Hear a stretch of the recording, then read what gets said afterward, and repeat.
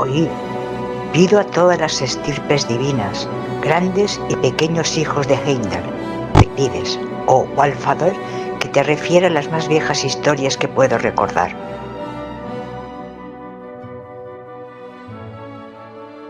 Gangleri pregunta cómo comenzó todo, qué existía antes del mundo. Har responde citando la voz Luspa, diciendo que en los primeros tiempos no había arena, ni mar, ni tierra, solo un abismo vacío, sin cielo, ni hierba. Y Afnar añade que mucho antes de la creación de la tierra ya existía Niflheim, y en su centro estaba la fuente Bergelmir, de la cual nacían numerosos ríos, Svol, Kunthra, Fjorm, Fimbulthul, Slith, Hrith, Slig, Ilk, Vith, Leipt y Gjol, este último cercano a las puertas de Hel. Entonces dijo Tridi: pero primero existió el mundo del sur, llamado Muspel. Es luminoso y caliente. Su región es llameante y ardiente, e intransitable para los extranjeros y los que no proceden de allí. El llamado Surt vive allí, en el confín de la tierra, para defender su país. Tiene una espada llameante y cuando termine el mundo irá a luchar y vencer a todos los dioses y a quemar todos los mundos con el fuego. Muy buenas a todos y bienvenidos una vez más a vuestro canal Círculo Dinista Europeo. Gracias por acompañarnos y por seguir apoyando este espacio que construimos entre todos. En el silencio que precede a toda palabra, en la oscuridad que existía antes de que hubiera forma, en el espacio donde los antiguos escuchaban el eco de lo sagrado. Allí comienza nuestro viaje. Hoy iniciamos una serie dedicada a la cosmogonía nórdico-germánica, no como un simple estudio de mitos, sino como un retorno a la visión espiritual de los pueblos nórdico-germánico, a su manera de comprender el origen, el orden y el destino del cosmos. A lo largo de esta serie nos adentraremos en los mitos más antiguos conservados en las Edas, en las tradiciones orales de los pueblos germánicos y en la visión del universo que compartían las culturas del norte de Europa. Exploraremos los mundos que sostienen el árbol cósmico, las fuerzas primordiales que dieron forma a la existencia, los seres que habitan entre el hielo, el fuego, la niebla y los ciclos eternos que rigen la vida y la muerte. En este primer episodio nos acercaremos al misterio más profundo, la creación del universo en que vivimos. Bienvenidos a esta serie. Que se abran las puertas del origen y que los ecos del inicio vuelvan a resonar entre nosotros. Y cómo no, comenzamos esta nueva serie de la mano de nuestro querido hermano White Wolf, gran compañero de aventuras. Pues no se pierde una. Bienvenido, hermano. ¿Preparado para arrojar luz sobre el tema a tratar hoy? Sí, muy buenas, lo primero, y encantado una vez más de estar en este canal y bueno, y de presentar esta nueva serie, ¿eh? Que se viene interesante. Así que muchas gracias. Un placer, hermano. Cabe recalcar que en este primer capítulo y en los posteriores, y bueno, siempre seguimos la misma línea, que es la nuestra.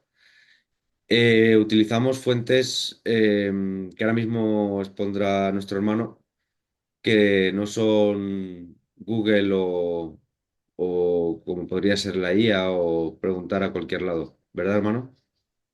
Efectivamente, Rafen, vamos a ver, nosotros siempre nos basamos en fuentes fidedignas, en fuentes antiguas, ¿no? O sea, sí que es verdad que, bueno, lo que es la inteligencia artificial, Google, todo eso bueno, te facilita el encontrar información rápido, pero en muchos casos no es fidedigna, ¿vale? Entonces nosotros no podemos arriesgarnos a eso, no queremos caer en comentar cosas o aceptar eh, cosas como verdades mm, que no tienen un fundamento real, auténtico, que están incompletas o que pueden ser erróneas, con lo cual recurrimos a la fuente original, que en este caso es la Edda prosaica de Snorri Sturluson, ¿eh? Supongo que lo conocéis y para quien no lo conozca, fue un erudito, un poeta, un historiador islandés del siglo XIII, ¿eh? Que recogió las historias transmitidas por tradición oral de sus antepasados, ¿eh? Aunque ya era una era en la que estaba bien entrado el cristianismo, él plasmó en su manuscrito, digamos, toda la información de todas las historias que pudo recoger, ¿vale? Es la edad prosaica, ¿eh? La edad menor, que le llaman. Y entonces es precisamente en la edad menor en la que nos vamos a basar para esta serie de capítulos, ¿no? Que vamos a empezar Exactamente. hoy, a modo introductorio, ¿verdad? Sí, Bueno, señor. pues básicamente eso. Exactamente. COE cuenta con un gran equipo de investigación. En investigación no por cualquier persona. Tenemos historiadores, tenemos estudios antropológicos, en fin, una base bastante sólida en cuanto a lo que es historia e información que recogida fidedigna se refiere. Ha habido un gran trabajo de investigación y de lectura. Y bueno, aquí yo siempre me gusta decir, nuestro hermano, que es una especie de detective de lo sagrado. Bueno, se intenta, ¿eh? Eh, Vamos a ver, yo también quiero comentar que no es que utilicemos ningún libro secreto o algo demasiado misterioso, ¿verdad? O sea, la edad menor y la edad mayor, que es la poética, cualquiera puede encontrarlos, o sea, cualquier librería, incluso en alguna biblioteca, ¿vale? O sea, no es que hayamos encontrado un libro secreto ni nada, ¿vale? Es un libro que está al alcance de cualquiera, cualquiera puede recurrir y lo puede leer. Sin embargo, lo que es importante es que eh, aquí no simplemente lo vamos a leer, ¿eh? O sea, que leerlo puede leerlo cualquiera también, sino que lo que vamos a hacer es un poco investigar o, o comentar un poco, digamos, profundizar en el mito, ¿eh? O sea, una cosa es leer el libro. Tú puedes leer el libro, vale muy bien, y quedarte ahí, ¿no? En la parte superficial, la superficialidad. Y otra cosa es profundizar dentro, explorarlo, bucear en ello y un poco adentrarnos en ello y comentarlo. eh, ¿Cómo deciros? Un poco desarrollar lo que es el mito, ¿vale? Y eso es el objetivo de esta serie que estamos empezando hoy. Correcto. De hecho, estos libros no es un libro sagrado escrito por inspiración divina o algo así, sino que recoge una tradición oral porque los pueblos de aquel entonces, pues, la tradición se propagaba de manera oral, era de padres a hijos y generación en generación. Y estos libros lo que recogen es todos esos mitos y los pasan a un escrito.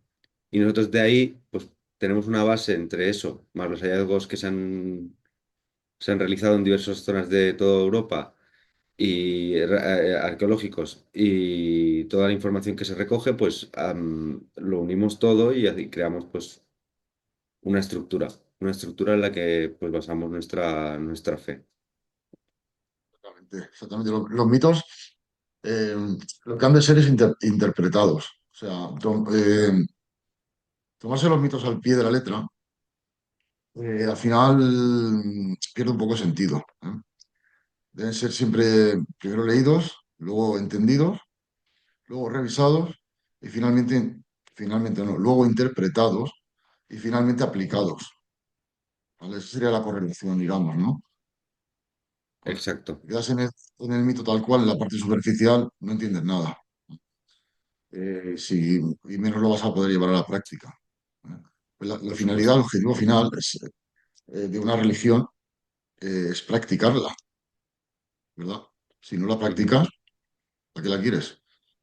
Pues entonces, nosotros COE, quizá nuestro mayor objetivo, nuestro mayor logro, es el que hemos tendido un puente desde la teoría hasta la práctica, ¿vale? Lo más fácil es quedarse en la teoría, leer. Oh, yo he leído Las Eras de Snorri en inglés y yo en noruego, y yo en nórdico, en islandés, y yo en nórdico antiguo. Sí, muy bien, da igual, aunque la leas en español, traducido de tres traducciones. No es eso lo importante. Lo importante es entender esos mitos, desarrollarlos y finalmente poder hacer una práctica real, practicar lo que es la religión con coherencia y que te funcione, claro. Te funciona, te has equivocado. Exacto, Entonces, yo diría que ese es el mayor objetivo nuestro y el mayor logro, pues lo estamos haciendo y funciona. exacto. Lo que sí que hemos hecho es, por supuesto, no se puede practicar la religión igual o de la misma manera que se hacía en aquel entonces, pues estamos ya en el siglo XXI y los tiempos cambian, las circunstancias son distintas, las necesidades, en fin, la manera de comunicarse, todo cambia y nos tenemos que adaptar a ello. Pero sí que intentamos mantener la esencia primigenia en cuanto a la práctica religiosa se refiere. Entonces, pues muchas de las cosas que antes se hacían realmente ahora pues son inviables o por cambios de ética y pues no se hacen. Ahí, pues porque evolucionamos igual que lo hacían ellos en su tiempo, pues ahora nosotros igual, de la misma manera. Pero sí la esencia primigenia se tiene que conservar a nuestro modo de ver porque es la tradición pura, por así decirlo. Sigue siendo pura, pero mm, adaptada a los tiempos que corren, cosa que no es una tarea fácil. Sí, sí de hecho también, bueno, la tecnología ha avanzado de manera bestial, ¿eh? La ciencia también. Bueno, ahora se conocen cosas que en la época pues no se conocían. La ciencia no lo había descubierto, pero sí se conocían. Bueno, en fin, sobre esto ya hablaremos conforme vaya avanzando el vídeo, ¿eh? No, tampoco queremos avanzar nada de momento, Sí, lo dejamos ahí. así que sí, Bueno, pues centrándonos ya en lo que va a referir este nuevo capítulo, primer y nuevo capítulo de esta serie, y que es la creación del universo según nuestra visión. Em, Sobre la creación, ¿qué había? ¿Qué había? Nada. nada, nada, sí, sí que había, claro que había. Vamos a ver, no había nada. Sí había, digamos, eh, no se crea algo de la nada, ¿no? Hay energías que siempre han existido, digamos, en un mundo o en un universo caótico, ¿verdad?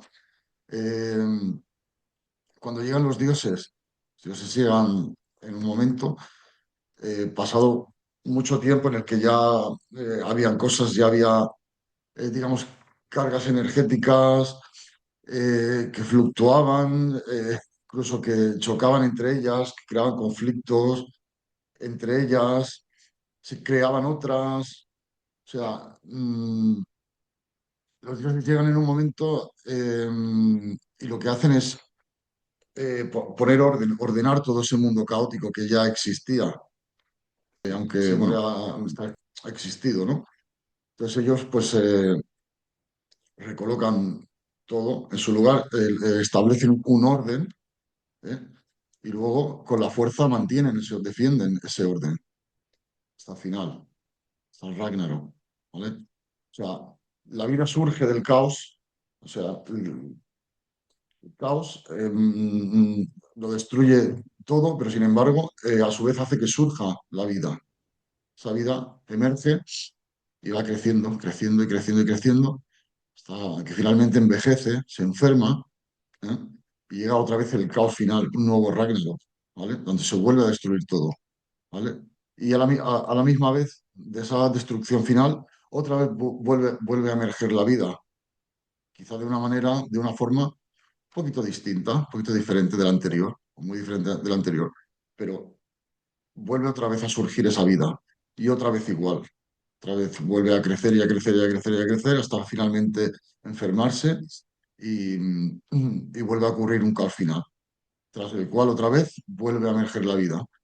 Esto, eh, digamos que son los ciclos de, disculpa, ciclos de nacimiento, crecimiento, vejez, muerte, nacimiento, crecimiento, vejez, muerte, una y otra vez, eterno, ¿vale? Esto también se puede ver reflejado en la teoría de Friedrich Nietzsche, del eterno retorno, ¿vale? Ujú.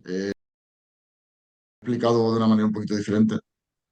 Básicamente hace referencia a lo que son los ciclos. El eterno retorno, siempre vuelves al principio, siempre vuelves al principio y vuelves a empezar hasta el final y otra vez vuelta al principio. Ahora, esto sería, muy resumidas cuentas, la esencia de la teoría de Nietzsche del eterno retorno, ¿vale? O sea, los ciclos, lo que son los ciclos del universo, los ciclos de los planetas, los ciclos de las personas, los ciclos anuales, el ciclo del embarazo, los ciclos bueno, de todo. Todo es De vida y cíclico, muerte. todo funciona a través de los ciclos. Eh, la muerte no es el final, es un final que da paso a un nuevo inicio, eh, que por consiguiente volverá a finalizar de manera caótica y volverá a empezar. Y una y otra y otra y otra vez, sin final, sin final. ¿Qué es la muerte para nosotros, no? Por hablar un poco del ser humano. La muerte es el final del ciclo vital. ¿Eh? El ciclo vital llega a su fin. ¿Cómo se produce la muerte? De una manera caótica. ¿No? A veces con más o menos sufrimiento, a veces de manera repentina, accidente de coche o vete a saber, ¿eh? Pero siempre precedida de un caos. ¿Eh? Sí. Se origina un caos final en tu vida. ¿Eh?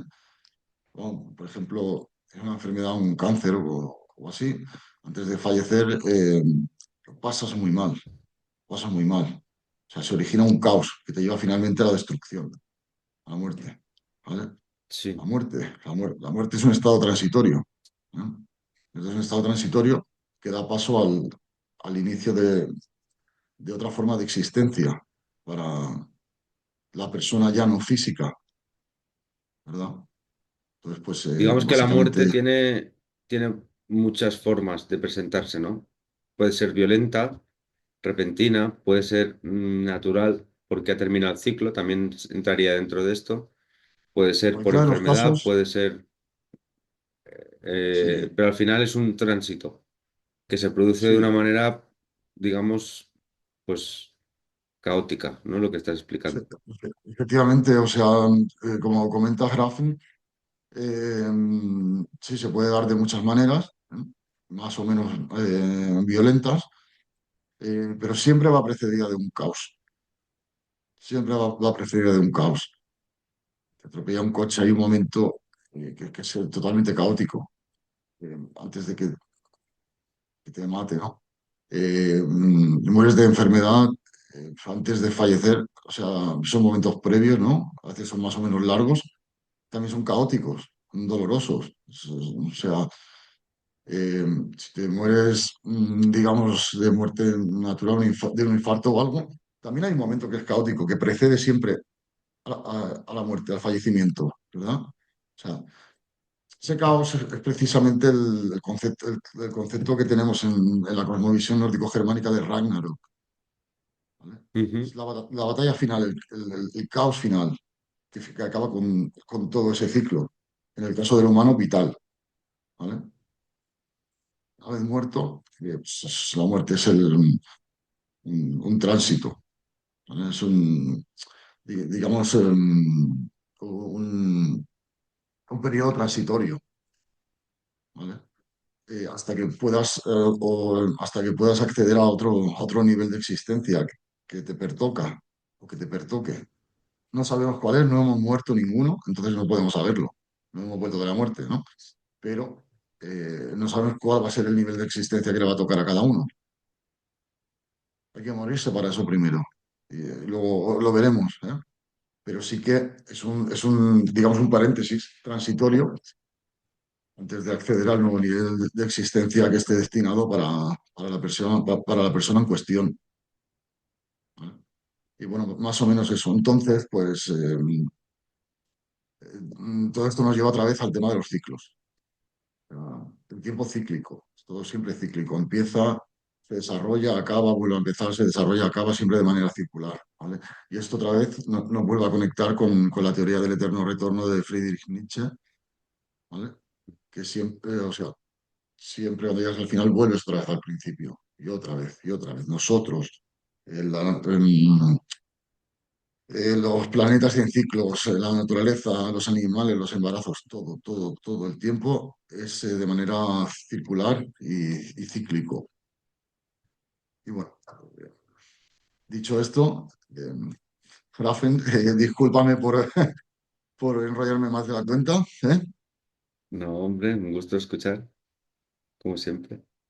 Vale, hermano, pues después de esta introducción, ¿podrías comentarnos literalmente con respecto a lo que al principio del vídeo, lo que se ha escuchado al principio del vídeo que está extraído de los textos de las Eddas?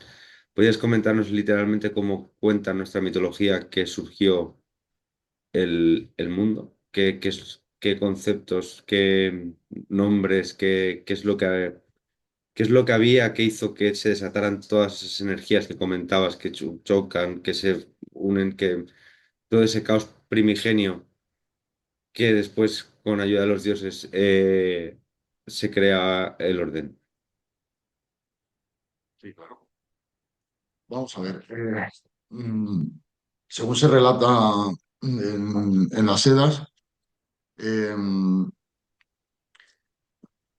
hay un lugar que es llamado Niflheim, que significa literalmente la tierra de la niebla.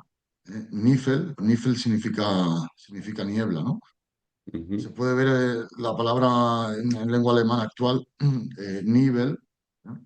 Que es niebla. Pues, supongo que habréis oído hablar de los Nibelungos o de la leyenda de Sigfrido y Brunilda, ¿no?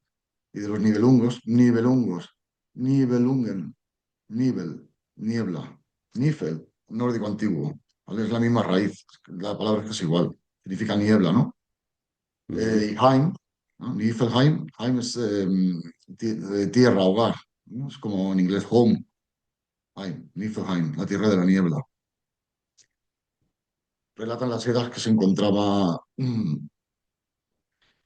entre la tierra de la niebla, como he comentado, el Niflheim, y la tierra del fuego y del calor, el Muspelheim, ¿no? Heim, otra vez home, tierra, la tierra de Muspel, tierra del calor, del fuego, ¿vale? Donde ahí habita el gigante de fuego Surt, ¿eh? El temido, el temido gigante de fuego Surt con su espada llameante, que finalmente acabará con todos los dioses, incluido mi querido Frey, ¿eh? ujú, Pues bueno, y entre medio se encuentra un abismo, como se relata en las Edas. Ese abismo es llamado Ginnungagap. Ginnungagap es el abismo que existe que separa estas dos tierras, ¿vale? Donde, donde fluyen esas energías poderosas sin control, descontroladas, caóticas, ¿eh? Pues el fuego. Entonces, bueno, eso es lo que se relata al principio en las Edas, ¿vale? Que hay, digamos, como dos tierras que aún no han chocado, ¿vale? Que están como en contraposición, ¿no? Es como lo contrario. El Niflheim, la tierra del frío, de la niebla, ¿no? De los elementos fríos, ¿no? Y luego la tierra de los elementos calientes, ardientes, del fuego ardiente y todo, una tierra caótica. Y entre medio el abismo, el, el enorme abismo que separa estas dos fuerzas para que no choquen, ¿vale? el vacío Entonces esto es como cósmico. El vacío cósmico sería el Ginnung Gagap, ¿eh?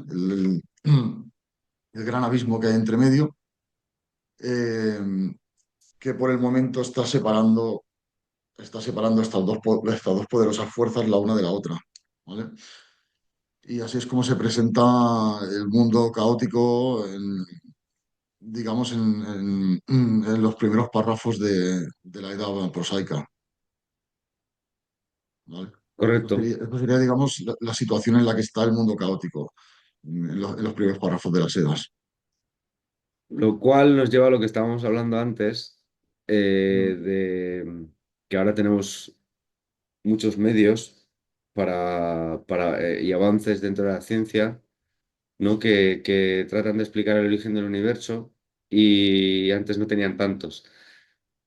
Y si hacemos un paralelismo, diríamos que lo compararíamos con el Big Bang, ¿no? Que es la teoría hasta ahora más aceptada por los físicos.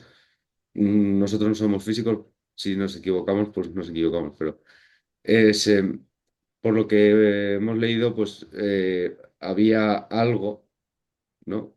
Que en un cierto momento se descuadra o hay un fallo o hay un pequeño caos.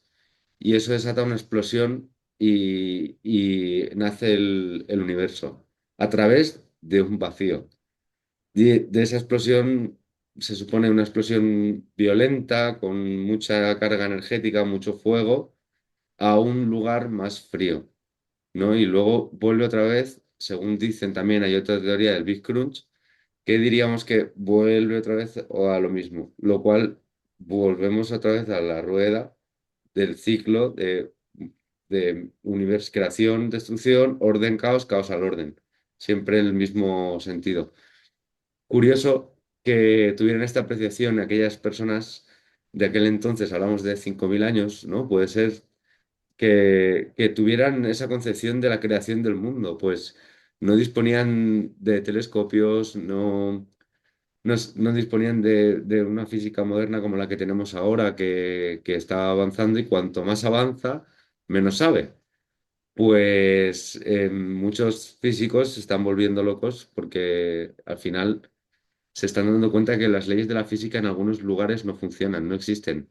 Eh, y algunos de ellos pues ya están cambiando su mentalidad en cuanto a esto, porque es importante que la ciencia pues no se separe tan de la espiritualidad, que no reconozca algo, o sea, que no sepa algo, que no tenga pruebas para algo no significa que no exista.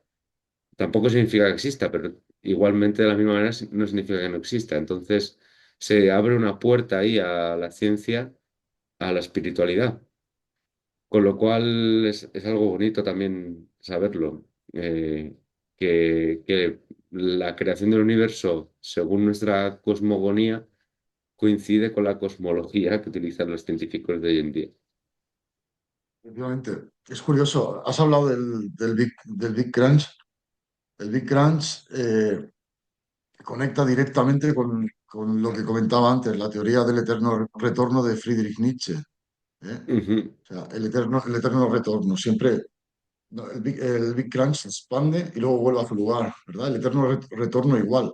Siempre vuelve a un punto y vuelve a ocurrir otra vez, y siempre vuelve a un punto y vuelve a ocurrir otra vez. O sea, ¿cómo conecta la teoría del Big Crunch desarrollada o sea, a través de todas estas técnicas y tecnologías modernas, ¿no? Con un filósofo del siglo XIX, ¿eh?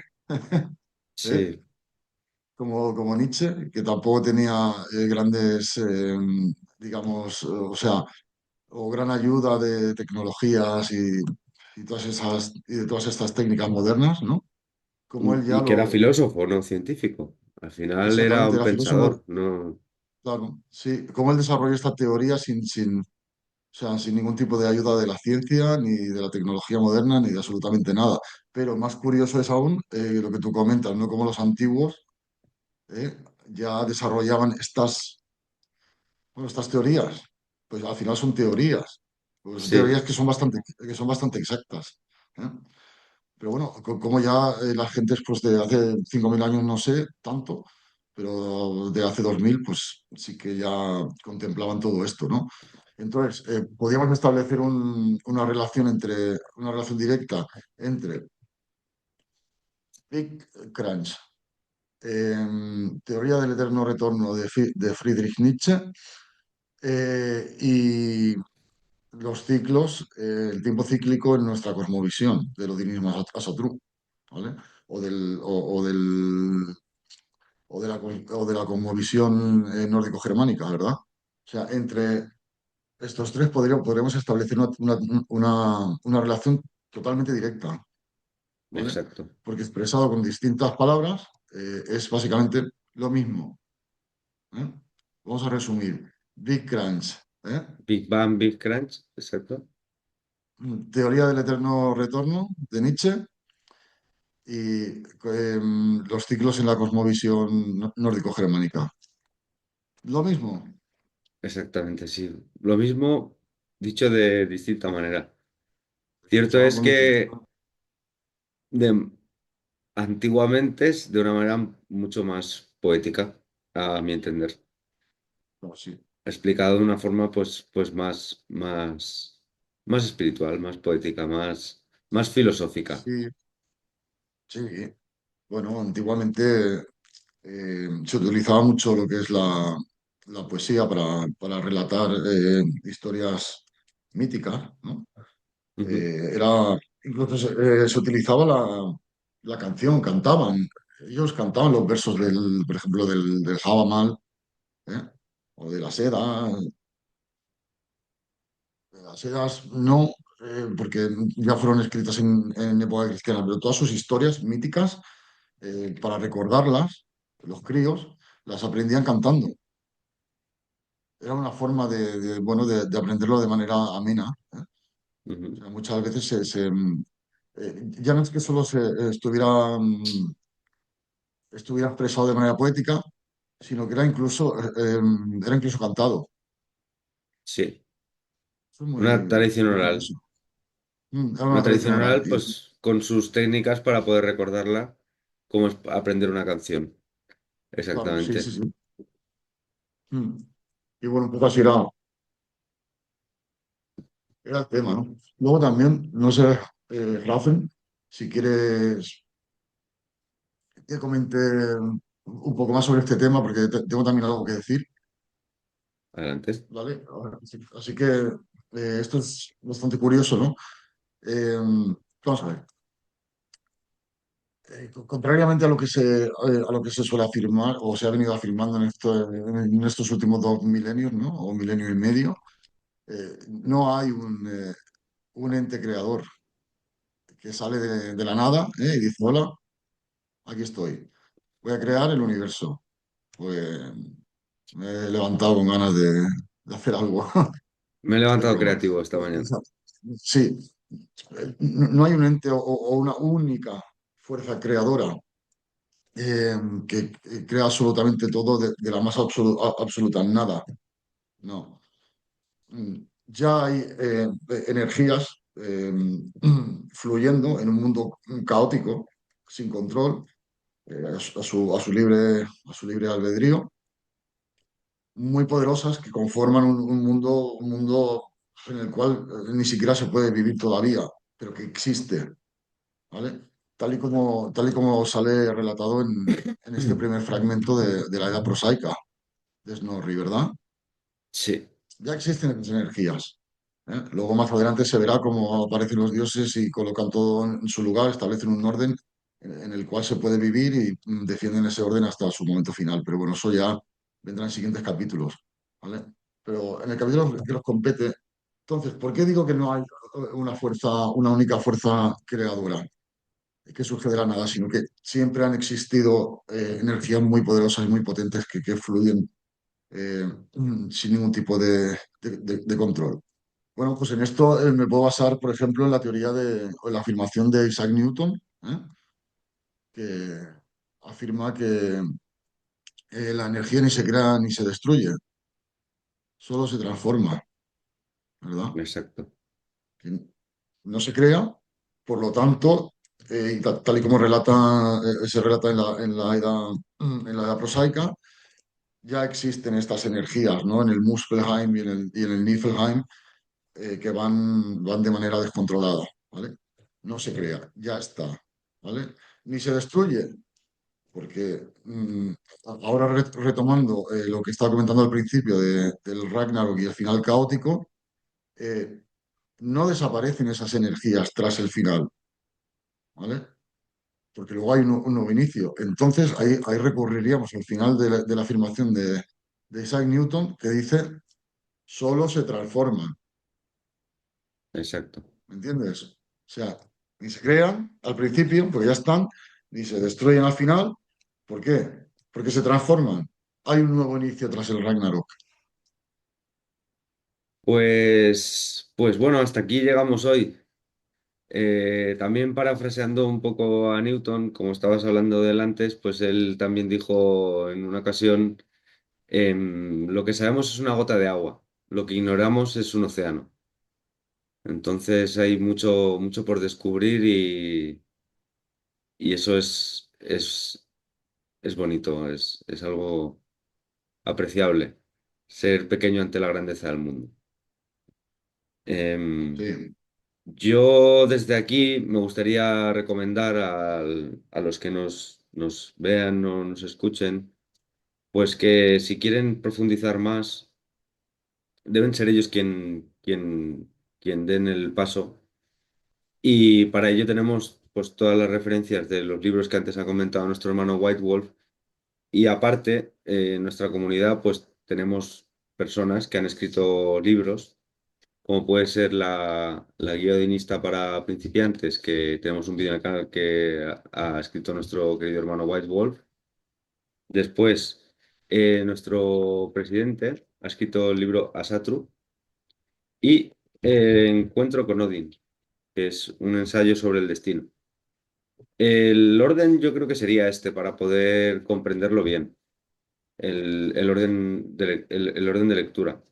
Y luego también tenemos otro libro que es el Abamal, o lo que nosotros decimos el discurso del Altísimo, donde se recogen consejos que nos pueden ayudar a mejorar en nuestra vida y en nuestro día a día. Y bueno, yo siempre, de vez en cuando, leo al azar em, a- una paginita o dos y pues me sirve, me sirven en mi día a día. Y nada, lo recomiendo, está justo bajo el enlace a nuestra web, la de Comunidad Odinista España Satrú, y tiene la tienda y lo podéis adquirir si gustáis. Así que nada,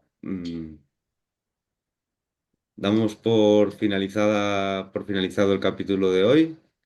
Es un capítulo introductorio, como hemos dicho, y agradeceros a todos por compartir este espacio.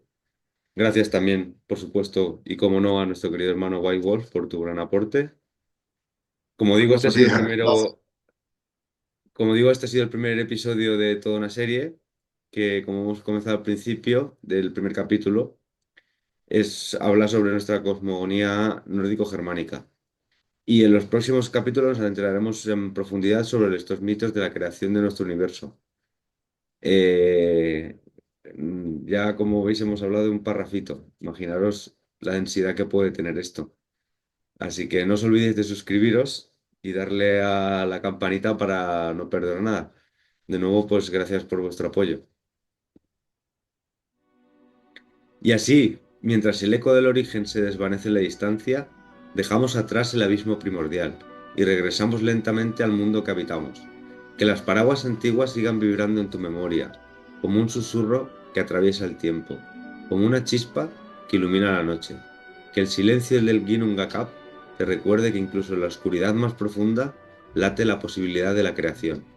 Que el hielo y el fuego que dieron forma al cosmos encuentren también su equilibrio en tu camino, hasta que volvamos a encontrarnos, que los vientos del norte te acompañen, que la sabiduría de los ancestros te guíe, que el misterio del principio siga resonando en tu espíritu. Nos vemos en el próximo viaje.